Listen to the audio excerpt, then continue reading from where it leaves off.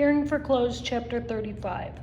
Michael picked up his pants from the heap of clothes on the floor. Great, he thought, my only dress pants are a wrinkled mess.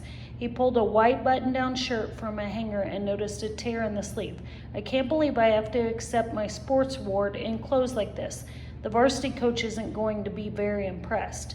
Have you been in a situation like Michael's? If so, you probably need to take a routine care of your clothing. A routine is something that you do regularly. Taking a little extra time each day to wash, mend, and properly store clothes can prevent you from having big clothing problems later. Make the following suggestions part of your daily clothing care routine. Dress and undress carefully. Treat stains. Remove lint and pills. Repair clothes regularly. Store clothes properly. Do you have a small closet or a dresser? Organizing your clothing can increase your storage space. Proper storage can also keep your clothes from wrinkling or stretching out of shape. Here are some tips to help you properly store your clothes. Fold clothing for drawer storage. Hang clothing properly. Store clothing that is out of season.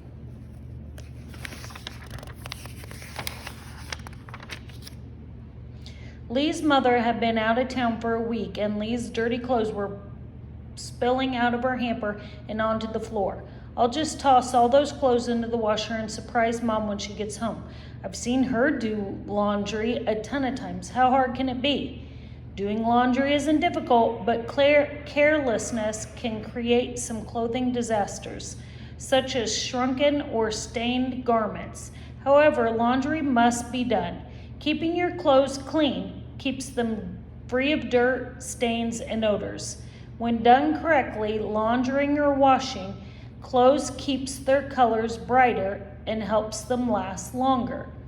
Clothing labels are your guide to keeping your clothes looking fresh and clean. Clothing manufacturers are required to attach or stamp care labels on garments. The label explains using either words or symbols how to properly wash the clothes. Common fabric symbols are shown.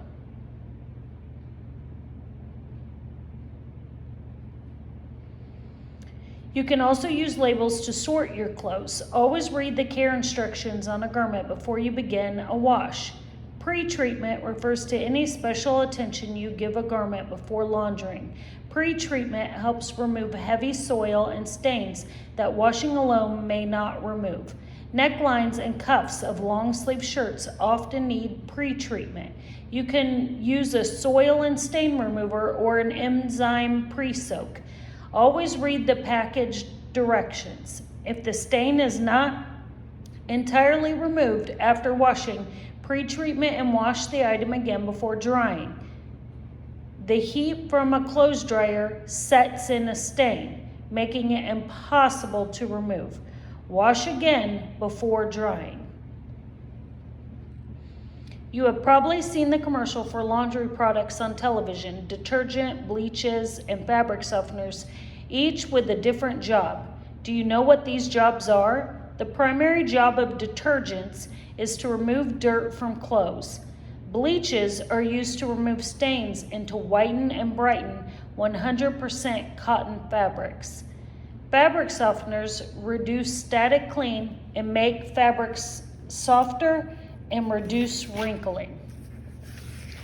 In addition to detergent, you need to consider the water temperature and the wash cycle when machine washing. Different fabrics and types of clothing require different water temperatures and water cycles. Place clothes loosely in the washer tub and careful not to overload the washer. Some clothing requires hand washing. To hand wash a garment, follow these steps.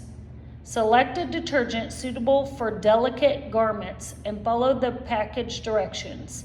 Put water into a sink or container large enough for the clothes to move freely. Add the detergent and mix. Add the clothes and soak for 5 to 30 minutes to release the dirt. Gently squeeze the sudsy water through the garment. Do not twist the clothing. Drain the sink and add fresh water. Rinse at least twice in the fresh water to remove both suds and soil. Gently squeeze water from the garment and either lay it flat or hang it to dry according to your care labels and directions. Generally, articles that can be washed together can be dried together. However, some need to be dried in a particular way. Always follow instructions on the care label. After washing and drying, some clothes wrinkle and need to be pressed or ironed. Pressing is the process of lifting and lowering an iron onto the areas of the fabric. Ironing involves moving the iron back and forth over the fabric to remove wrinkles. Use the iron temperature settings shown on the care label. Leaving the iron on too long in one spot can cause damage to the fabric. It can quickly burn the garment. Also, never leave an iron unattended. Steamers can also be used to remove wrinkles. Fabric steamers use heat to turn water into steam. The combination of heat and steam releases the wrinkles. Steamers work faster than irons and do not scorch or burn fabrics. They come in large sizes for home use and smaller travel sizes. Some clothing care labels say to dry clean garments. Dry cleaning means to clean with chemicals rather than with water and detergent. The cleaned garment is then steamed to remove wrinkles. You will find two types of dry cleaning services. Professional dry cleaners, although more expensive, can remove spots and stains. Professional pressing is a part of that service. Coin-operated dry cleaning machines cost less. However, they do not always provide special spot and stain treatment, and you must do your own pressing. You can buy products to do your own dry cleaning at home, but you need a dryer to do so. Be sure to follow product directions. Your clothes look better when they are kept in good repair. Simple repairs are not difficult to make, but you must do some planning. Before you plunge into repair work, ask yourself a few questions. Do you have the skills to make the repair? If the garment is too severely damaged and not wearable, you may want to pass up the repair. If you can make the repair, do you have the right supplies and equipment? If not, you will need to ask someone to help you. Make sure you have all the supplies and equipment you need before you start. Ripped seams are generally easy to repair, by hand or with a sewing machine. Make a new line of stitching. Begin and end the stitching just beyond the ripped section and secure each end of stitching. If hand stitching, back stitch or strengthen the seam. Iron-on mending tape can help you repair a tear. Iron the tape onto the inside of the garment. Be sure to follow the package directions. Tears can also be repaired with patches on the right side of the garment. Use hand or machine stitching to attach the patch. You can also use fusible patches or iron-on patches to repair tears. Each of these is pressed onto the garment with an iron. There are two types of buttons, sew-through and shank. With sew-through buttons, the thread comes up through the button and shows on the top side. Shank buttons have a shank or stem underneath to hold the thread. The shank gives you room to work with the button through the buttonhole. Because sew-through buttons do not have shanks, you should make a thread shank as you sew them on.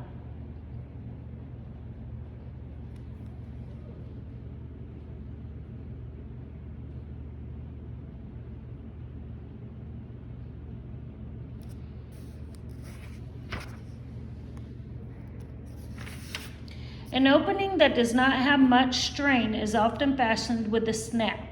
Hooks and eyes are often used to fasten openings on which there is a strain.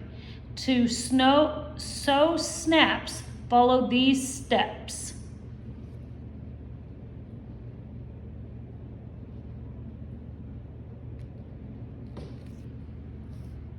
Hook and eyes. To properly sew hook and eyes, follow these steps.